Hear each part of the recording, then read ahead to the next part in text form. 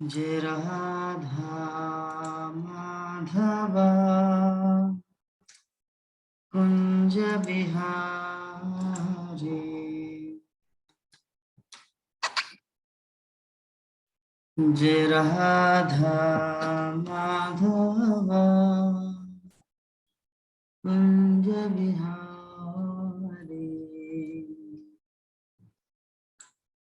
जय गोपी जन वल्लभ गिरिवरधारी। जय गोपी जन वल्लभ गिरिवरधारी।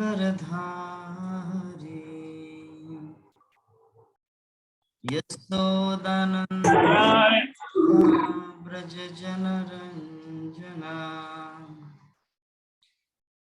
यमुना तीरा वनचारी। जय राधा कुंज बिहारी। हरे कृष्णा कृष्ण कृष्ण हरे हरे हरे राम राम राम हरे हरे। हरे कृष्णा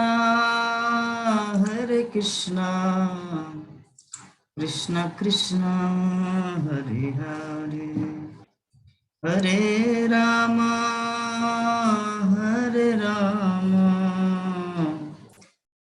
राम राम हरे हरे।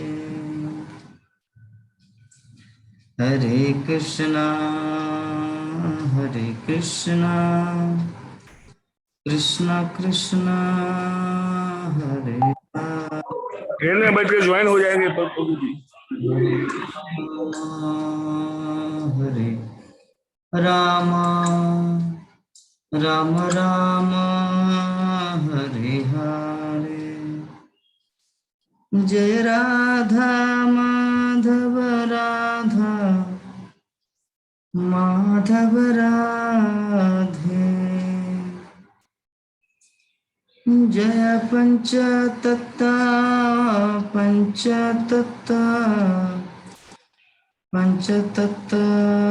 जय पंचतत्ता। निताई गौर हरि बोल हरि बोल हरि बोल हरि बोल। जय जय प्रभुपाद प्रभुपाद प्रभुपाद प्रभुपाद। जय हरिनाम संकीर्तन की जगत गुरु शिला प्रभुपाद की निताय गौर प्रेमानंदे। ओम अज्ञानतिमिरन्धस्य ज्ञानाञ्जनशलाकया चक्षुरुन्मिलितं येन तस्मै श्रीगुरुवे नमः। श्रीचैतन्यमनोभीष्टं स्थापितं येन भूतले स्वयं रूप कदा मह्यं ददाति शपदान्तिकम्। वन्देऽहं श्रीगुरु श्रीयुतापदकमलं श्रीगुरुन् वैष्णवांश्च श्रीरूपं साग्रजातं सहगना रघुनाथान्वितं तं साद्वैतं सावधूतं परिजनसहितं कृष्ण चैतन्य देवम् श्री राधा कृष्ण पादान सहगना ललिता श्री विशाखान्वितांश्च नमो विष्णुपादाय कृष्णपृष्ठाय भूतले श्रीमते भक्तिवेदांत स्वामी नामिने नमस्ते सरस्वती देवे गौरवाणी प्रचारिणे निर्विशेष शून्यवादी पाश्चात्य देशतारिणे हे कृष्णा करुणा सिंधु दीनबंधु जगतपते गोपेश गोपिका कांत राधा कांत नमस्तुते तप्त कांचन गौरांगी राधे वृंदावनेश्वरी वृषभानुसुते देवी प्रणमामि हरिप्रिये वाञ्छाकल्पतरुभ्यश्च कृपा सिन्धुभ्येव च पतितानां पावनेभ्यो वैष्णवेभ्यो नमो नमः। जय श्री कृष्ण चैतन्य प्रभु नित्यानंद श्री अद्वैत गदाधर श्रीवासादि गौर भक्तवृंद हरे कृष्णा कृष्णा कृष्णा हरे हरे हरे राम राम राम हरे हरे हरे कृष्णा कृष्णा कृष्णा हरे हरे हरे राम राम राम हरे हरे।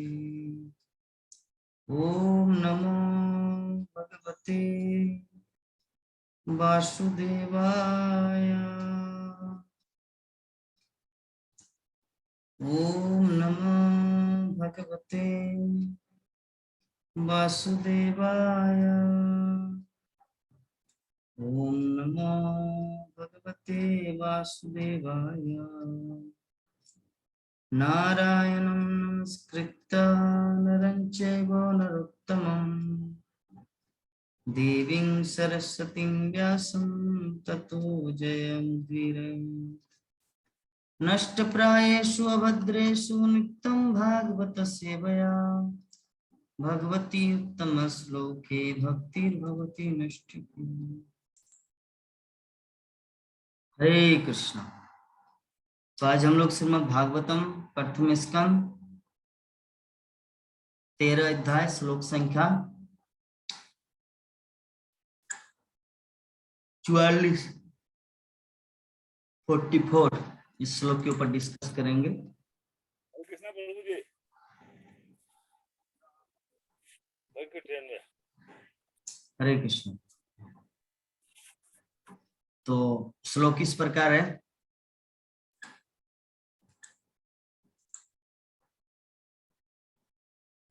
जन्मन्यसे ध्रुवलोकम् अध्रुवं वा न चोभयम् जन्मन्से दुर्वलोकम् सोचतुम् सर्वथा न हि शोचस्ते सर्वथा न हि शोचस्ते स्नेहादन्यत्र मोहजात् अस्नेहाज्जोहत मोजा।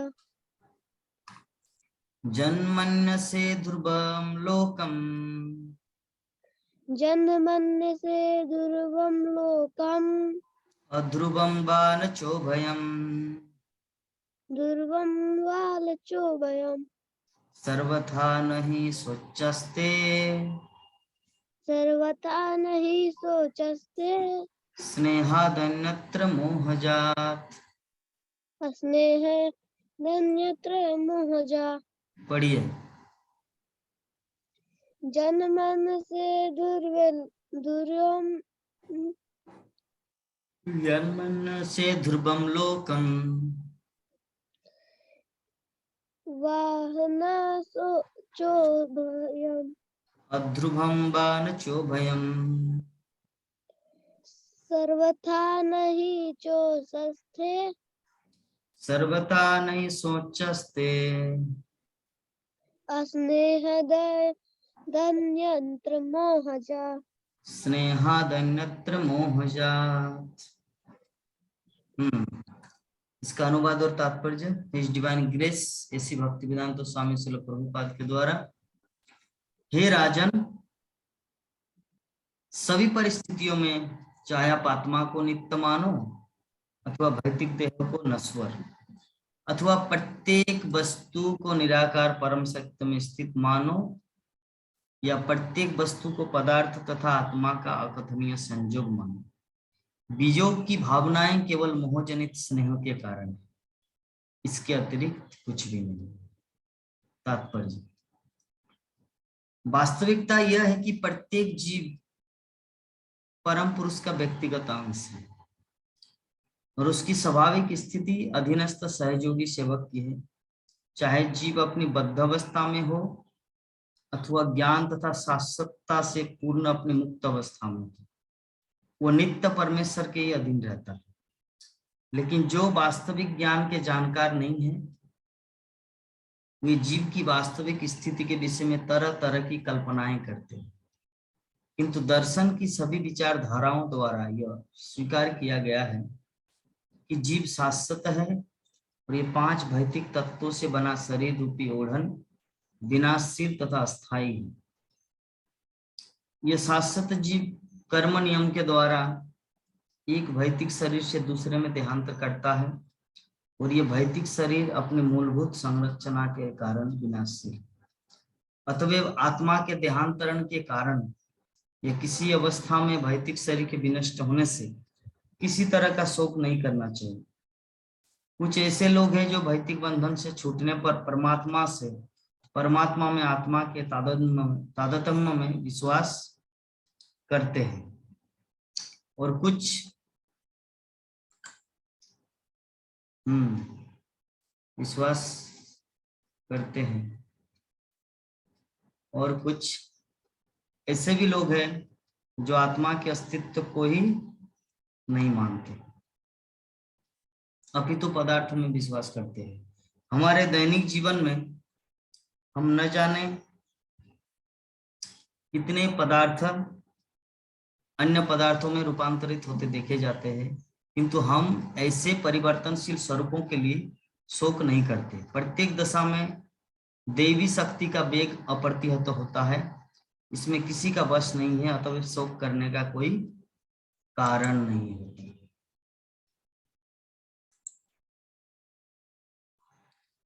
तो ये जो हमारा श्लोक है श्रीमद् भागवतम प्रथम स्कंद 13 अध्याय श्लोक संख्या 44, इसमें युधिष्ठिर महाराज को नारद मुनि समझा रहे हैं। नारद मुनि क्यों समझा रहे हैं युधिष्ठिर महाराज को? क्योंकि हम लोग पिछले श्लोक में सुने हैं, उससे पहले वाले श्लोक में देखे कि धृतराष्ट्र, विदुर और गांधारी का गृह त्याग करने के कारण युधिष्ठिर महाराज अपने आप को बहुत ही बैड फील कर रहे थे कि मेरे ही कारण शायद मेरा ताव और तावी जाके गंगा में जाके डूब मरे, क्योंकि उनको अपमान फील हो रहा था। हम लोग 5 भाई जिंदा है और उनके 100 पुत्र मर गए। तो ये भाव से इस कारण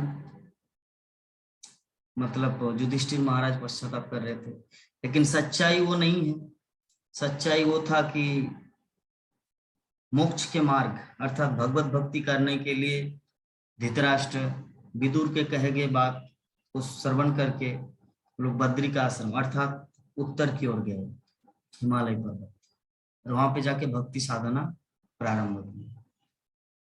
तो युधिष्ठिर महाराज जब इतने चिंतित थे, कहाँ गए कहाँ नहीं, कोई सीसीटीवी कैमरा भी नहीं था कि देखे कहाँ से गया, ठीक है।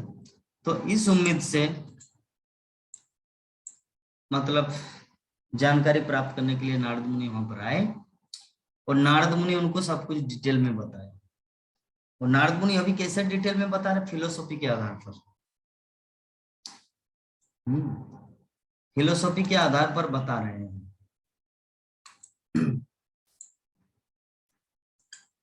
बता रहे क्या कि चाहे आप आत्मा को नित्य मानो अथवा भौतिक देह को नश्वर अथवा प्रत्येक वस्तु को निराकार परम सत्य में स्थित मानो, या प्रत्येक वस्तु को पदार्थ तथा आत्मा का अकथनीय संयोग मानो। बीजोग की भावनाएं केवल मोहजनित स्नेह के कारण, इसके अतिरिक्त कुछ भी नहीं। ये जो बीजोग की भावनाएं, बीजोग की भावना, इसका अर्थ क्या है? What is the meaning? इसका मतलब होता है जैसे हमारे एक माँ है, एक पिता है, बहन है, भाई है, चाचा है, चाची है, तो ये सब जो जॉइंट, ये जो हृदय का कनेक्शन कहाँ से शुरू हुआ? इसकी शुरुआत है मोह से। मोह से मतलब ये मेरा चाचा है। चाचा क्यों है? क्योंकि मेरे बाप का भाई है, मेरे पिताजी का भाई। ये मेरी बहन है, क्यों है? क्योंकि मेरे पिताजी की लड़की है। ये मेरी बुआ है, क्यों है? क्योंकि मेरे पिताजी की बहन है। ये मेरी मौसी है, क्यों है? क्योंकि मेरी माँ की बहन है। तो ये जो जितना सारा रिएक्शन, ये जो जॉइंट कनेक्शन, ये सब कहां से आता है? मोह से। क्योंकि रियलिटी में हर कोई कृष्ण का क्रिएचर है, कृष्ण का सृष्ट है। आत्मा होने के कारण सभी आत्माएं कृष्ण की संतान है मूल रूप से।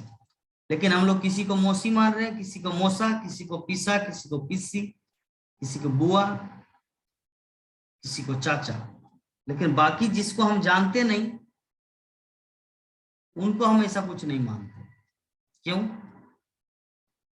क्योंकि उनके साथ कोई ऐसा खून का संबंध नहीं है, हृदय का संबंध नहीं। लेकिन जैसे ये परिचय होगा, उस समय तुरंत एक संबंध है, आप तो मेरे बेस्ट फ्रेंड हैं, आप तो मेरे सच्चे दोस्त। तो ये सब जो है ना, सब झूठ मूठ का ये रिश्ता, दुनियादारी, नाते, मैं मुरारी हूं, मेरी माँ है, मेरी बहन है, ठीक है, मैं स्कूल जाता हूं, मैं छोटा बच्चा हूं, ये सब जितना कुछ है, ये सब एक मोह है। वास्तविक परिचय है कृष्ण के साथ हमारा संबंध। जैसे कल एग्जाम्पल दिया था कि कृष्ण के साथ संबंध अगर हमारा हो, तो सारे विश्व के लोगों के साथ, सारे ब्रह्मांड के जीवों के साथ हमारा रिश्ता, वो संबंध होगा। एग्जाम्पल क्या दिया था कल? ये मेरी बहन है, क्यों? क्योंकि मेरे पिता का पुत्र है, पुत्री है। ये मेरा भाई है, क्यों? क्योंकि मेरा पिता का पुत्र है। उसी प्रकार ये आत्मा है, इसके साथ मेरा रिलेशन है। कैसे? क्योंकि कृष्ण के साथ मेरा रिलेशन है। तो कृष्ण के साथ मेरा पहला रिलेशन, सेकंड रिलेशन है दूसरी आत्मा का। तो प्रेम पहले कृष्ण से शुरू करना, तभी ये प्रेम आएगा। भाई के साथ प्रेम बाद में, पहले पिता के साथ। पिता के साथ अगर रिलेशन नहीं रहेगा तो भाई कहां से आएगा? ठीक है, तो ये कुछ कुछ चीज है, हम लोग को समझना है। तो नारद मुनि इस प्रकार विभिन्न तरह का फिलोसॉफी देकर युधिष्ठिर महाराज को समझा रहे। ये जो बीजों की जो भावनाएं होती है ना, कि तुम मुझसे दूर चले गए, मैं आपसे दूर चला गया, ये केवल मोहजनित स्नेह के कारण। वास्तविकता क्या है कि प्रत्येक जीव परम पुरुष अर्थात भगवान श्री कृष्ण का व्यक्तिगत अंश है, और उसकी स्वाभाविक स्थिति अधीनस्थ सहयोगी सेवक है। एक जीवात्मा का वास्तविक स्थिति है सेवक, अर्थात कृष्ण का दास। हम लोग अपने आप को सोचते हैं कि मैं मालिक हूं, लेकिन रियलिटी में हम मालिक नहीं है। हम घर के मालिक है, लेकिन ऑफिस में जाते हैं तो मेरा भी बॉस है, और वो जो बॉस है उनका भी एक बॉस है, और वो जो बॉस है उसके एक चेयरमैन है, और चेयरमैन जो है ना, वो विभिन्न प्रकार, बहुत सारे चेयरमैन है, उनमें से एक मालिक है, और वो जो मालिक है उसका भी एक मालिक है। तो इस प्रकार इस संसार में हर कोई दास है, कोई अपने आप को मालिक नहीं कर सकता। तो मालिकों के मालिक एकमात्र है कृष्ण। किंतु हम लोग अपनी बद्धावस्था के कारण, अज्ञानता के कारण ये चीज रियलाइज नहीं कर पाते, अनुभव नहीं कर पाते। जब हमारा ज्ञान का उदय होगा तब पता चलेगा कि जीवेर स्वरूप होई कृष्ण नित्य दास। जब ज्ञान का उदय होगा तभी हम लोगों को ये चीज फील होगा कि हम कौन हैं, मेरी स्थिति क्या है। और उससे पहले हम लोग अपने आप को नहीं जान सकते। अभी हमारा परिचय है, मैं किसी का बाप हूं, मैं किसी का बेटा हूं, मैं किसी का भाई हूं, मैं किसी की पत्नी हूं, मैं किसी की माँ हूं। तो ये जो जितने सारे संबंध हैं ये सब मोहजनित स्नेह के कारण।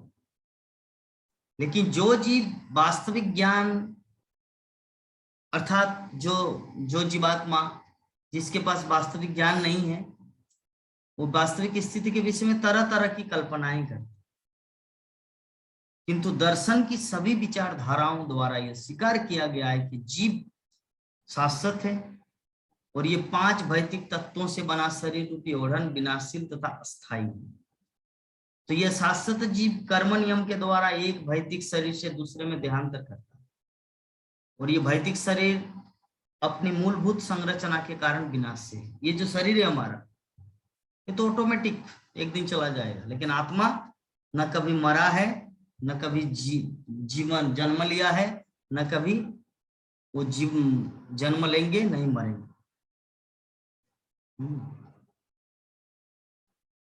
ठीक है।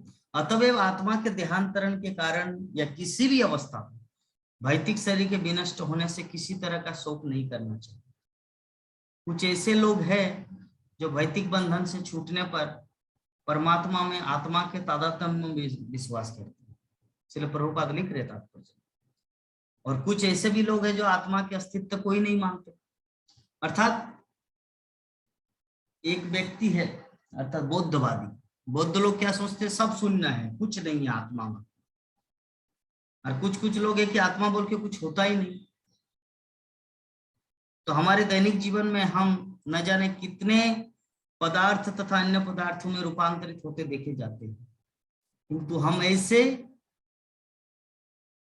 परिवर्तनशील स्वरूपों के लिए शोक नहीं करते। प्रत्येक दशा में दैवी शक्ति का वेग अप्रतिहत होता है, इससे किसी का बस नहीं है, तो फिर शोक करने का कोई कारण नहीं होता। देखिए विषय वस्तु ये है ना, अगर फिलोसॉफी के दृष्टिकोण से देखा जाए तो हम लोग किसी भी वस्तु को लेकर शोक नहीं करना चाहिए हमें। क्यों? क्योंकि शोक क्यों करें, किस चीज के लिए शोक करें? क्योंकि हमारा तो कुछ है नहीं, अपना तो कुछ है नहीं। अगर किसी के पास अपना कुछ होता तब उनको फील होता हाँ भाई मेरा ये चीज नष्ट हो गया, ये मेरा खो गया। लेकिन अपना बोल के तो इस संसार में कुछ है ही नहीं, नथिंग, कुछ भी नहीं है हमारा अपना। तो फिर हम शोक क्यों करें? शोक करने का कारण क्या? जैसे एग्जाम्पल, आपके पास एक गाड़ी है, मोटरसाइकिल, तो आप रास्ते में जा रहे चलाते चलाते तो किसी जगह में ठोकर लग गया और उसका लाइट जो है वो टूट गया। तो अगर आप मूर्ख हैं तो आप उसके लिए रोएंगे, हाय रे मेरा गाड़ी क्या, ऐसा करके आप रोएंगे। लेकिन अगर आप बुद्धिमान आ रहे, क्या गाड़ी मेरा कहाँ है, ठोकर लग गया, लग भी सकता है, चलो मिस्त्री के पास जाते बनवा लेते, दूसरा लाइट चेंज कर देंगे। इससे इतना मोह, इतना शोक करने की क्या जरूरत है? तो उसी प्रकार जब हमारे पास ये ज्ञान होगा कि ये शरीर मेरा अपना है ही नहीं, ये तो 5 तत्वों से बना हुआ एक पिंड है, मैं मूल रूप से आत्मा हूं।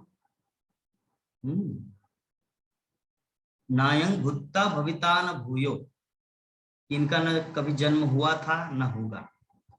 अजो नित्यम शाश्वतो पुराणो पुरुष पुराण, न हन्यते हन्य माने शरीर।